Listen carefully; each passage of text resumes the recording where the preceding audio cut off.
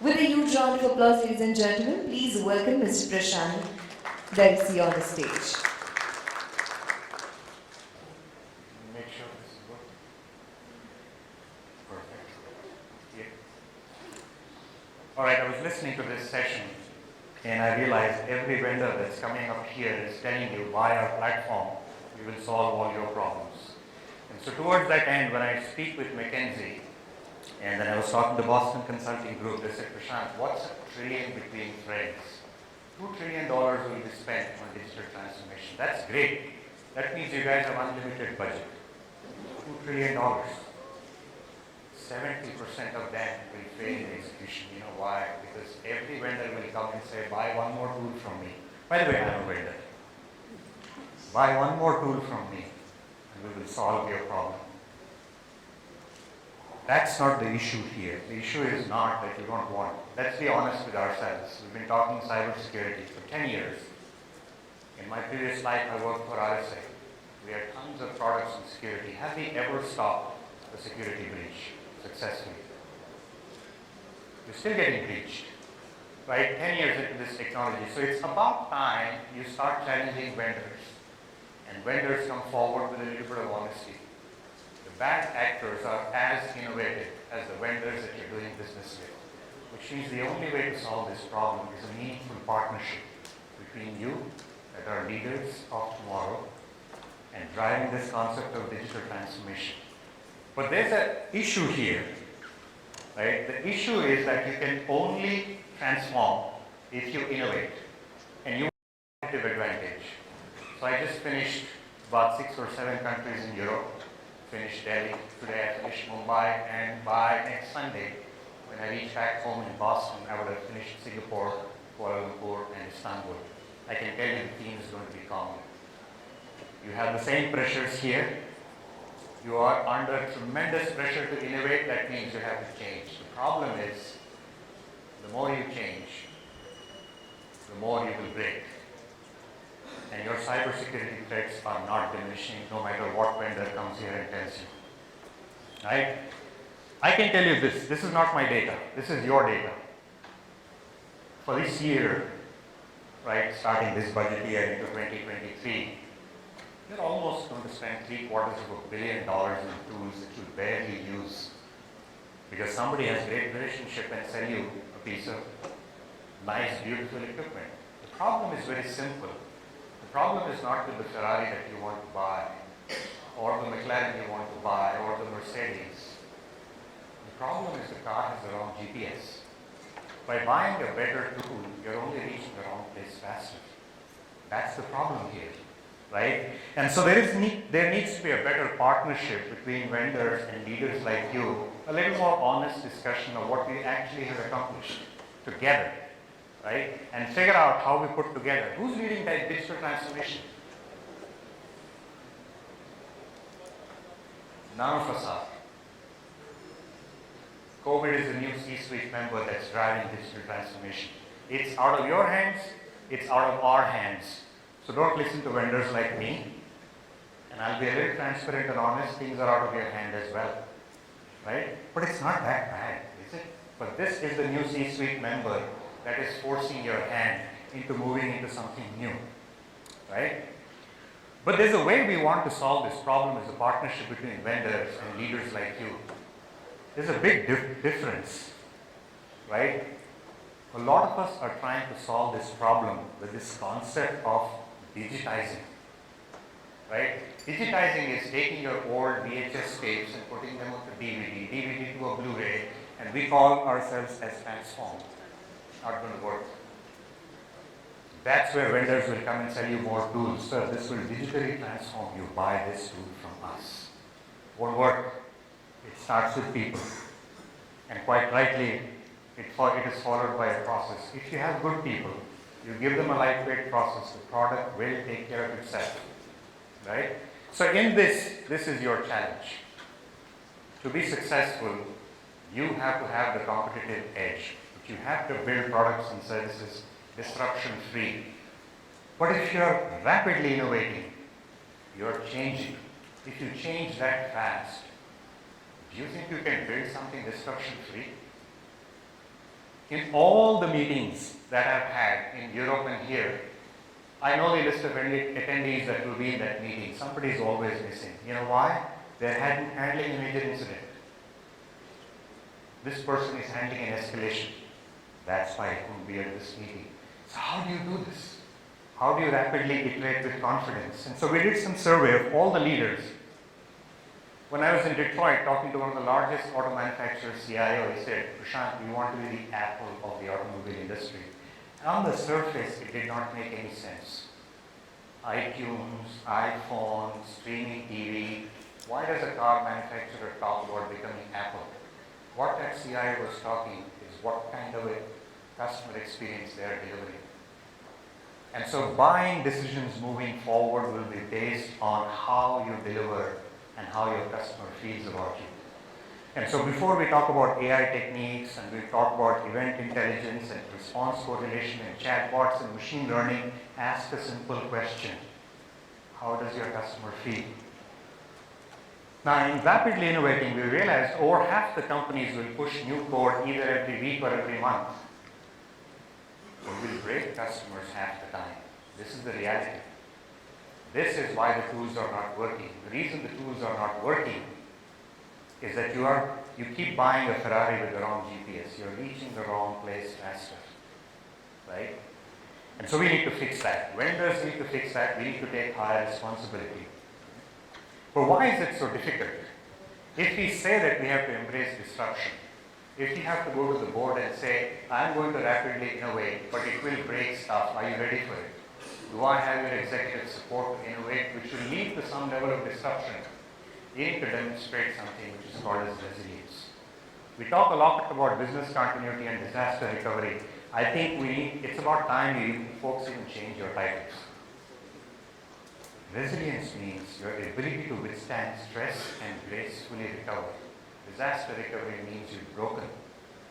Now you're doing repair and recovery. Resilience should be your mantra. But why is it so difficult? It is difficult because we are all organized in operational silos. Is that a good thing? Is that a bad thing? I don't want to be a judge of how we design organizations because different types of organizational structures work.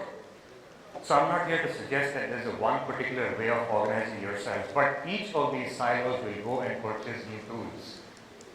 This will be their own personal Ferraris and say, we need to collaborate more, and they will create a spider's web. This is collaboration, right? Once these processes and teams are collaborating, all of them have gone ahead and bought their own version of the Ferrari. Then one team will say, we already have this data. We can easily open an API port and share that data with you. We'll create another spider web. This is why you can't embrace disruption. So before we buy any other product, I will challenge all of you. There is value in the investments that you've already made. If you make those investments, you don't need a common operating platform, like every vendor comes and tells you. I don't think so. There is tremendous amount of value sitting in the data that you already have. Every tool that you purchase does play a role.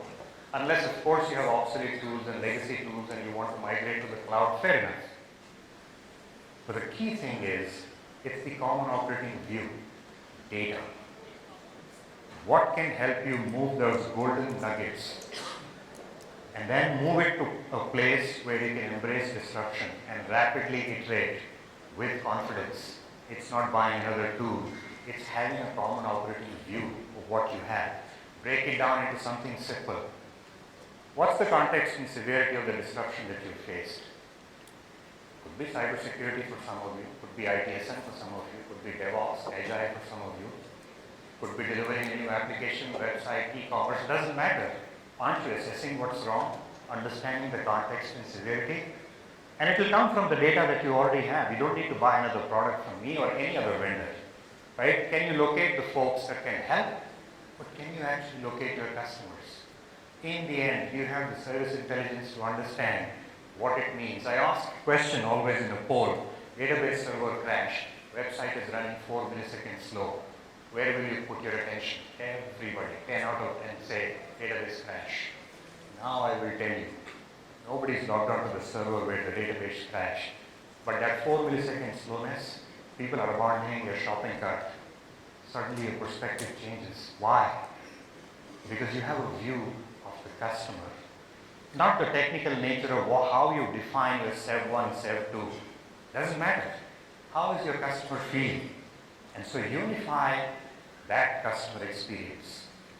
Right? Don't try to build a common operating platform. Build a common operating view of how your customer feels. Towards that, there is a Gartner framework of what AIOps is. Right? It's very simple. Observe, engage, and act. Fine, good enough. This is a great definition, but it's missing something. Right? So typically, on the observable side, you do your anomaly detection. Every vendor will come and sell you a set of products. On the right-hand side, another set of vendors will come and sell you a bunch of products. And on the act side, you will have another set of products. All this is great. You've already invested in these tools. You know what's missing? A simple view of the customer. What does it mean to the customer? Right? This is what should complete the picture. If you have what's missing, you don't need to buy any other tool. Leverage the ones that you have and challenge vendors like us to demonstrate that we can actually help you accomplish this. Right? And that means having a complete view of what it means. We talked about the database server. In this case, it could be RabbitMQ. Doesn't matter. Right? But if you can understand what it means from a service intelligence perspective and from a change intelligence perspective, what changed? Which of my customers are impacted? How? You have a 360-degree view. So what does the customer need? Let the customer decide. Why do you need to put an onerous process? Right? Why do you need to put an onerous process to build this all together? All these are operational resilience use cases. All of these are operational resilience. Some of you are responsible for these, some of you are not, but it doesn't matter. When we talked about this concept of cybersecurity or IT outage, how many times have we seen business continuity affected by digital operations and vice versa? A lot of examples were given here, right? AWS outage in the western part of the United States and kids are not able to take rides in the Disney park. What is it? A digital event? A physical event? Business continuity? IT operations? You really care. Colonial Pipeline gets cybersecurity breached.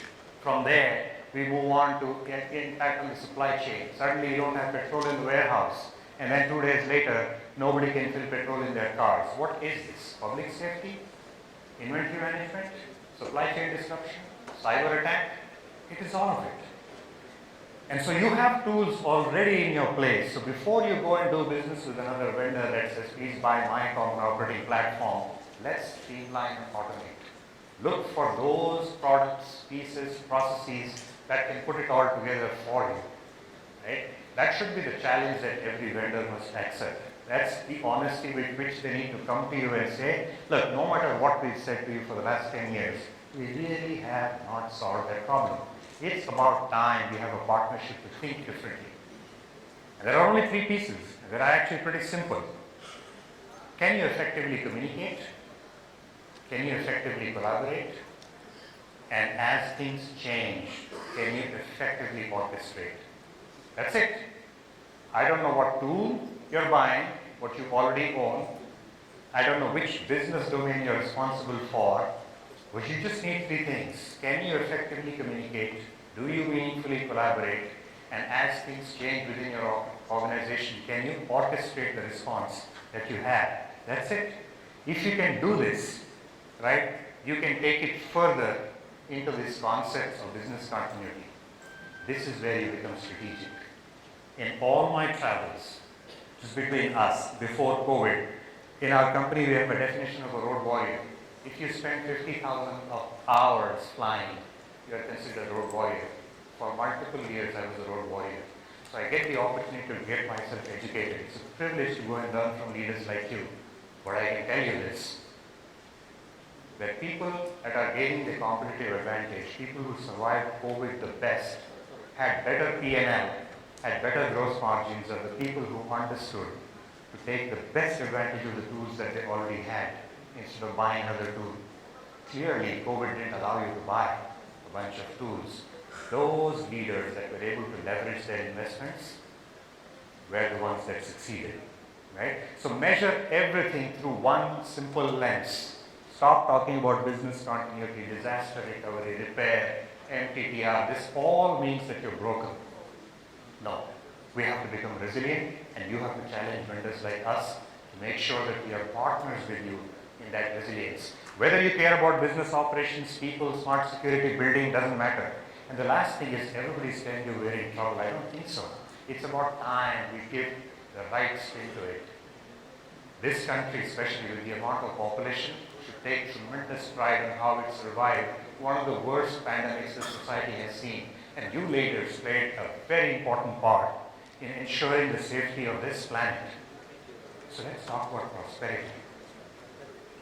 Our march should be towards resilience. Our march should be towards prosperity. Right? Not about the things that are breaking, not about the things that we need to do disaster recovery. It's a simple message.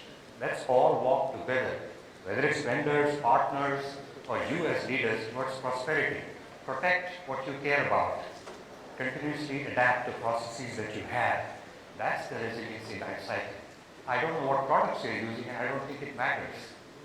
But before you do business with any other vendor, let's discuss how we'll become prosperous together. And with that, I want to thank all of you for your time.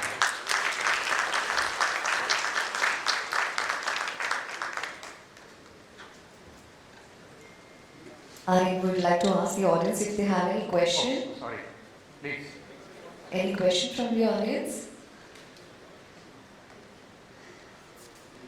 Alright, thank you so much, sir. Please wait. I will request Mr. Danu Roy to come forward and present a small token of appreciation